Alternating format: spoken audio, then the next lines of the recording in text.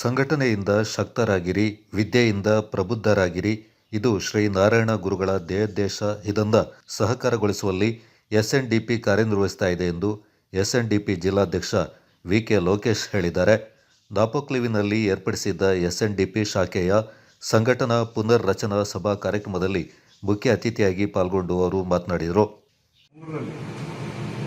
ಈ ದೇಶದಲ್ಲಿ ಆರಂಭಗೊಂಡು ಇವತ್ತು ಇಡೀ ವಿಶ್ವದಲ್ಲಿ ಸುಮಾರು 36 ಲಕ್ಷ ಸದಸ್ಯರನ್ನ ಹೊಂದಿರತಕ್ಕಂಥ ಬೃಹತ್ ಸಂಘಟನೆ ಅಂತ ಹೇಳಿದ್ರೆ ಅದು ಎಸ್ಎನ್ಡಿಪಿ ಸಂಘಟನೆ.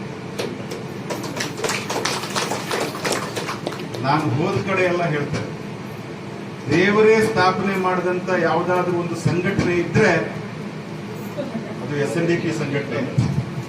ಕಾರಣ ಎಸ್ಎನ್ಡಿಪಿಯ ಸ್ಥಾಪಕ ಅಧ್ಯಕ್ಷರು ಯಾರಾಗಿದ್ರು ಅಂತ ಹೇಳಿದ್ರೆ ನಮ್ಮೆಲ್ಲರ ಆರಾಧ್ಯ ದೈವ ಮತ್ತು ನಾವು ಗುರುಗಳಾಗಿ, ನಮ್ಮ ಸಮಾಜದ ಗುರುಗಳಾಗಿ ಯಾರನ್ನು ಪೂಜಿಸ್ತಾ ಇದೀವೋ ಬ್ರಹ್ಮಶ್ರೀ ನಾರಾಯಣ ಗುರುಗಳೇ ಸ್ಥಾಪನೆ ಮಾಡಿದಂತ ಒಂದು ಸಂಘಟನೆ ಅಂತ ಹೇಳಿದ್ರು ಅದು ಎಸ್ಎನ್ಡಿಪಿ. ಎಸ್ಎನ್ಡಿಪಿ ಕೊಡಗು ಜಿಲ್ಲಾ ಮಹಿಳಾ ಯೂನಿಯನ್ ಹಾಗೂ ಬ್ಯಾಂಕ್ ಅಧ್ಯಕ್ಷರಾದ ರಿಷಾ ಸುರೇಂದ್ರನ್ ಮಾತನಾಡಿ, ದಾಪಕ್ಲು ವ್ಯಾಪ್ತಿಯ ಎಸ್ಎನ್ಡಿಪಿ ಸಂಘಟನೆಯ ಮೂಲಕ ವಿವಿಧ ಸ್ವಸಹಾಯ ಸಂಘಗಳು ರಚನೆಯಾಗಬೇಕೆಂದರು. ಸುಮಾರು 5 ಸ್ವಸಹಾಯ ಸಂಘಗಳು ಕೂಡ ಇತ್ತು. ಒಂದಿಷ್ಟು ಹೆಚ್ಚಿನ ಮಹಿಳೆಯರು ಕೂಡ ಇದ್ರು. ನಾವೆಲ್ಲ ಮೀಟಿಂಗ್ಗಳು ಕೂಡ ನಾನು ಮತ್ತು ನಮ್ಮ ಕಾರ್ಯದರ್ಶಿಗಳು ಇದ್ರು. ಅವರು ಕೂಡ ಯಾವಾಗಲೂ ಬರ್ತಿದ್ದಂತ ಜಾಗ. ಈ ಜನಗಳನ್ನೆಲ್ಲ ನೋಡಿದ್ರೆ ನಮಗೀಗ ಸಂತೋಷ ಆಗ್ತಿದೆ. ಪುನರ್ರಚನಾ ಕಾರ್ಯಕ್ರಮ ಆಗ್ತಿರೋದ್ರಿಂದ ನಿಮ್ಮ ಇಲ್ಲಿನ ನೂತನ ಅಧ್ಯಕ್ಷರಿಗೆ ಒಂದು ಕೋರಿಕೆಯನ್ನು ಹೇಳ್ತಾ ಇದ್ದೀವಿ.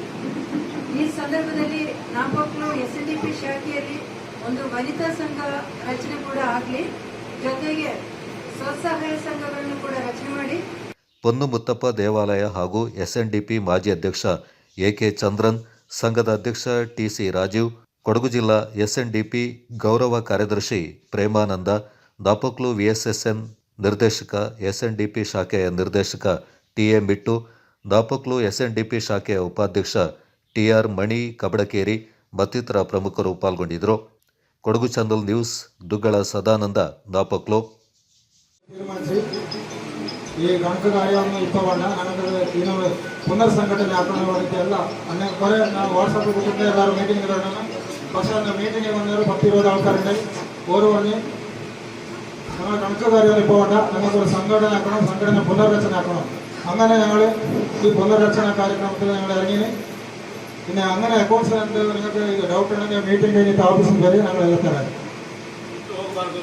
ಅದರ ಮುಂದಕ್ಕೆ ಎಲ್ಲರೂ ಅದನ್ನು ಅರ್ಥೈಸಿಕೊಂಡು ಮನವೊಲಿಸಿಕೊಂಡು ಈ ಸಂಘಟನೆಯು ಬೆಳೆಯಲಿಕ್ಕೆ ಚೆನ್ನಾಗಿ ಉತ್ತಮ ರೀತಿಯಲ್ಲಿ ಬೆಳೆದು ಒಳ್ಳೆ ರೀತಿಯಲ್ಲಿ ಜನರಿಗೆ ಇದರ ಈ ಪ್ರಯೋಜನ ಆಗುವಂತಹ ಕಾರ್ಯಕ್ರಮಗಳನ್ನು ನಮ್ಮ ಈ ಸಂಘಟನೆಯ ಮುಖಾಂತರ ಹಾಕಿಕೊಂಡು ನಡೆಸಬೇಕು. ಅದೇ ರೀತಿ ಅಂದರೆ ನಮಗೆ ಈ